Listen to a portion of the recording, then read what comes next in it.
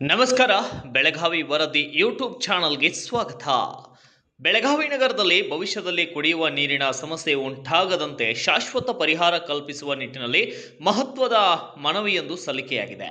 6ರಂದು ಬೆಳಗಾವಿಯ ಸರ್ಕ್ಯೂಟ್ ಹೌಸ್ನಲ್ಲಿ ಮಾಜಿ ಮುಖ್ಯಮಂತ್ರಿ ಹಾಗೂ ಬೆಳಗಾವಿ ಲೋಕಸಭಾ ಸದಸ್ಯರಾದಂತಹ ಜಗದೀಶ್ ಶೆಟ್ಟರ್ ಅವರನ್ನ ಮಾಜಿ ಮಹಾನಗರ ಪಾಲಿಕೆ ಸದಸ್ಯರು ಹಾಗೂ ಸಮಾಜ ಸೇವಕರು ಭೇಟಿ ಮಾಡಿ ಗೋವಾ ಕಡೆಗೆ ಹರಿದು ಹೋಗುತ್ತಿರುವ ತಿಲಾರಿ ಆಣೆಕಟ್ಟಿನ ನೀರನ್ನ ಬೆಳಗಾವಿಗೆ ಬಳಕೆ ಮಾಡುವಂತೆ ಮನವಿ ಮಾಡಿದ್ದಾರೆ.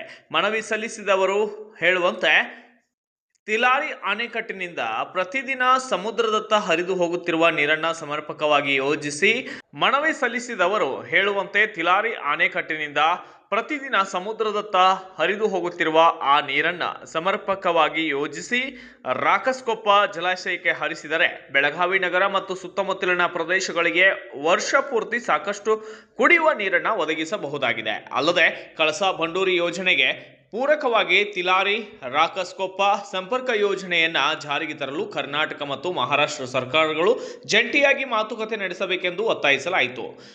ಧಾಮನೆ ಎಸ್ ಬೈಲೂರು ಭಾಗದಲ್ಲಿರುವಂತಹ ತಿಲಾರಿ ಅಣೆಕಟ್ಟು ಕರ್ನಾಟಕ ಹಾಗೂ ಮಹಾರಾಷ್ಟ್ರ ಎರಡೂ ರಾಜ್ಯಗಳ ವ್ಯಾಪ್ತಿಯಲ್ಲಿದ್ದು ಎರಡೂ ರಾಜ್ಯಗಳು ಸಮನ್ವಯದಿಂದ ಯೋಜನೆ ರೂಪಿಸಿದರೆ ಮಾತ್ರ ಬೆಳಗಾವಿಯ ನೀರಿನ ಸಮಸ್ಯೆಗೆ ಶಾಶ್ವತ ಪರಿಹಾರ ದೊರೆಯಲಿದೆ ಎಂಬ ಅಭಿಪ್ರಾಯವನ್ನ ಕೂಡ ಮನವಿ ಸಲ್ಲಿಸಿದವರು ವ್ಯಕ್ತಪಡಿಸಿದ್ದಾರೆ. ಈ ಸಂದರ್ಭದಲ್ಲಿ ಮಾಜಿ ಮಹಾನಗರ ಪಾಲಿಕೆಯ ಸದಸ್ಯರಾದಂತಹ ವಿವಿಧ ಸಮಾಜ ಸೇವಕರು ಉಪಸ್ಥಿತರಿದ್ದು ಜನರ ಹಿತದೃಷ್ಟಿಯಿಂದ ಈ ಯೋಜನೆಯನ್ನ ಸರ್ಕಾರಗಳು ಆದ್ಯತೆಯಾಗಿ ಪರಿಗಣಿಸಿ ಅಗತ್ಯ ಕ್ರಮ ಕೈಗೊಳ್ಳುವಂತೆ ಆಗ್ರಹಿಸಿದ್ದಾರೆ.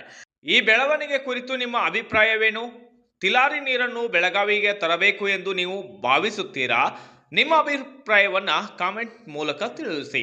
ಇಂತಹ ನಿಖರ ಮತ್ತು ತಾಜಾ ಸುದ್ದಿಗಳಿಗಾಗಿ ಬೆಳಗಾವಿ ವರದಿ ಬಿವಿ ಯೂಟ್ಯೂಬ್ ಚಾನಲ್ ಅನ್ನ ಸಬ್ಸ್ಕ್ರೈಬ್ ಮಾಡಿ, ವಿಡಿಯೋವನ್ನ ಲೈಕ್ ಮಾಡಿ, ಅಷ್ಟೇ ಅಲ್ಲದೆ ಶೇರ್ ಮಾಡಿ, ನಿಮ್ಮ ಸ್ನೇಹಿತರೊಂದಿಗೆ ಹಂಚಿಕೊಳ್ಳಿ. ಧನ್ಯವಾದಗಳು. बेळगाव लोकसभेचे खासदार सन्माननीय जगदीश शेट्टर साहेबांच्या कडं माजी नगरसेवक संघटना आणि मार्कंडेय शेतकरी संघटनेच्या माध्यमातून प्रत्यक्षात आम्ही एक बैठकीचं नियोजन केलं. बैठकीचा विषय होता की चंदगड तालुक्यातील तिलारी आणि आसपासची जी लहान मोठी धरणं आहेत त्या धरणाचं वेस्ट पाणी अरबी समुद्राला जे जातं ते बंद करून बेळगाव शहराला ज्या राकसकोप डॅमला किंवा मार्कंडेय नदीला सोडावा अशा प्रकारचा प्रस्ताव त्या ठिकाणी आम्ही दिला. की त्यांना ही कल्पना आम्ही दिली की सुरेश आंगडे खासदार असताना तशा प्रकारचे प्रयत्न झाले. त्यावेळेचे आमदार राजेश पाटील साहेब आणि सुरेश आंगडे त्यांच्या मिटिंगी झाल्या. त्याच्यानंतर सन्माननीय पाटबंधारे मंत्री कर्नाटक राज्याचे रमेश जारकिहोली साहेब आणि महाराष्ट्राचे पाटबंधारे मंत्री जयंत पाटील यांच्याही मिटिंगा मुंबईमध्ये विधानसभेमध्ये झाल्या. आणि त्याच्यानंतर सन्माननीय जगदीश शेट्टर साहेबांच्या समोर चंदगडचे आत्ताचे आमदार सन्माननीय शिवाजी पाटील साहेब यांच्याबरोबरही एक बैठक झाली आणि सगळ्यांमध्ये अशा प्रकारचं एक निर्णयला या ठिकाणी आलो की जे फुकट म्हणजे वेस्ट जाणारं पाणी आहे ते आपल्या बेळगाव शहराला बेळगावच्या डॅमला वळूया अशा प्रकारची एक प्रयत्न करूया अशा प्रकारची चर्चा त्या ठिकाणी झाली. त्याच्यामध्ये चंदगड तालुक्यातील 7-8 खेड्यांना त्याचा उपयोग होणार आहे आणि बेळगाव तालुक्यातील एक 20-25 खेड्यांचा उपयोगी होणार आहे.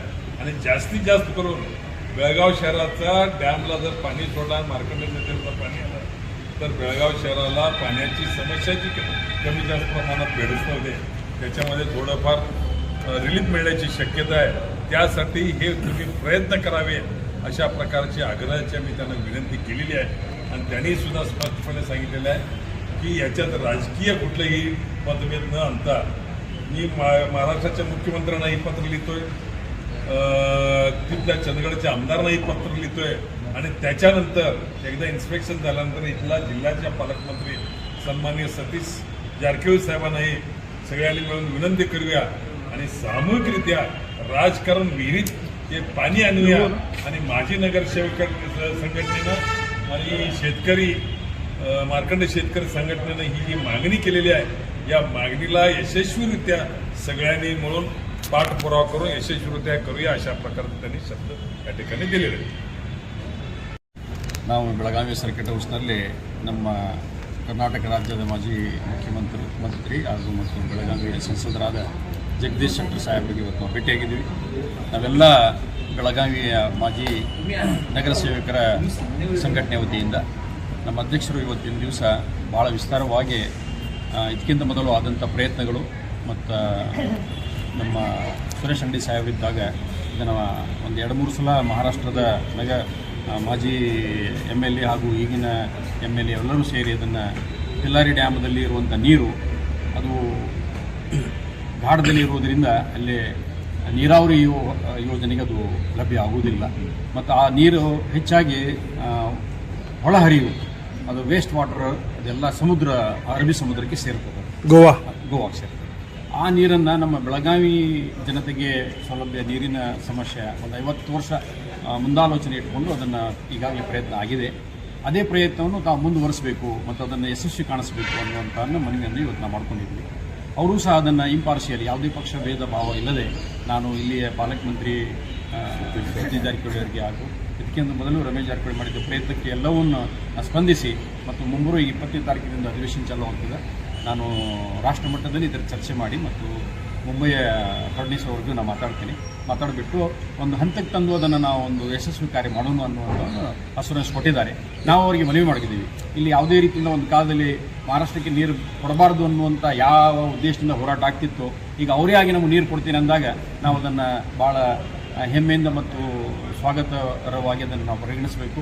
ಇದರಲ್ಲಿ ಯಾವುದೋ ಭಾಷಾ ವಿವಾದ ಆಗಲಿ ಗಡಿ ವಿವಾದ ಏನೂ ತರದ್ಲಿ ಅದನ್ನು ಬೆಳಗಾವಿ ಜನತೆಗೆ ಒಂದು 50 ವರ್ಷದ ಒಂದು ಮುಂದಿನ ಯೋಚನೆ ಇಟ್ಕೊಂಡು ನೀರು ಬೇಕು ಅನ್ನುವಂಥದ್ದನ್ನು ನಾವೆಲ್ಲರೂ ನಾಗರಿಕರ ವತಿಯಿಂದನೂ ಮತ್ತು ನಾವು ನಗರ ಸೇವಕರಾಗಿ ಇದನ್ನು ಅವರಂತ ಮನವಿ ಮಾಡ್ತೀವಿ. ಕರ್ನಾಟಕ ಮುಖ್ಯಮಂತ್ರಿಗೆ ಏನಾದರೂ ಮನವಿ ಕೊಡ್ತಾ ಇದ್ದಾರೆ? ಇಲ್ಲ, ಅವರೆಲ್ಲರೂ ನಮ್ಮ ಕರ್ನಾಟಕದ ಮುಖ್ಯಮಂತ್ರಿಯವರು, ನೀರಾವರಿ ಇಲಾಖೆಯ ಮಂತ್ರಿಗಳು ಎಲ್ಲರೂ ಸೇರಿ ಮಾಡಿದಾಗ ಇದಾಗ್ಲಿಕ್ಕೆ ಸಾಧ್ಯ. ಪಾಲಕ ಮಂತ್ರಿ ತಾವೇನಾದ್ರೂ ಮನವಿ ಮಾಡ್ಕೊಳ್ರಿ? ಇಲ್ಲ, ನಾವೇ ಮನವಿ ಮಾಡ್ಕೋತೀವಿಲ್ಲ. ಈಗ ಮೊದಲ ಹಂತದಲ್ಲಿ ಅವರು ತಮ್ಮ ಪ್ರಯತ್ನ ಮಾಡಲಿ, ಅದು ಆಗ್ತಿದೆ ಅನ್ನೋದಾದ್ರೆ ನಾವೆಲ್ಲರೂ ಕೂಡ ಅದನ್ನ ಅವರು ಸಂಪೂರ್ಣ ಬೆಳಗಾವಿ ಜಿಲ್ಲೆಯ ಪರವಾಗಿ ನಾವು ಬೆಂಬಲ ಕೊಟ್ಟು ಮತ್ತು ಇದು ಬೆಳಗಾವಿ ಅಷ್ಟಲ್ಲ, ಬೆಳಗಾವಿ ಅಭಿವೃದ್ಧಿ 2ನೇ ರಾಜಧಾನಿ. ಈ 2ನೇ ರಾಜಧಾನಿಯಿಂದ ನೀರಿನ ಮತ್ತು ಎಲೆಕ್ಟ್ರಿಸಿಟಿ ಮತ್ತು ಸೌಲಭ್ಯಗಳು ಸಿಗಲಿಲ್ಲ, ಲ್ಯಾಂಡ್ ಕೊಡುವ ಸೌಲಭ್ಯ ಸಿಗಲಿಲ್ಲ ಅಂದರೆ ಯಾವುದೂ ಇಲ್ಲಿ ಇಂಡಸ್ಟ್ರಿ ಬರುವುದಾಗಲಿ ಅಥವಾ ಯಾವುದೋ ಸಂಸ್ಥೆಗಳು ಬರಲಿಕ್ಕೆ ಸಾಧ್ಯ ಇಲ್ಲ. ಅದಕ್ಕಾಗಿ ಮೂಲಭೂತ ಸೌಲಭ್ಯಗಳಲ್ಲಿ ನೀರು ಬಹಳ ಪ್ರಮುಖ ಮತ್ತು ಎಲೆಕ್ಟ್ರಿಸಿಟಿ ಪ್ರಮುಖ. ತಮ್ಮ ಹೆಸರು? ನನ್ನ ಹೆಸರು ಲತೀಫ್ ಖಾನ್ ಪಠಾಣ್. ನಾನು ಎಕ್ಸ್ ಕಾರ್ಪೊರೇಟರ್ ಮತ್ತು ಮಾಜಿ ಅಸೋಸಿಯೇಷನ್ ಉಪಾಧ್ಯಕ್ಷ. Okay, thank you.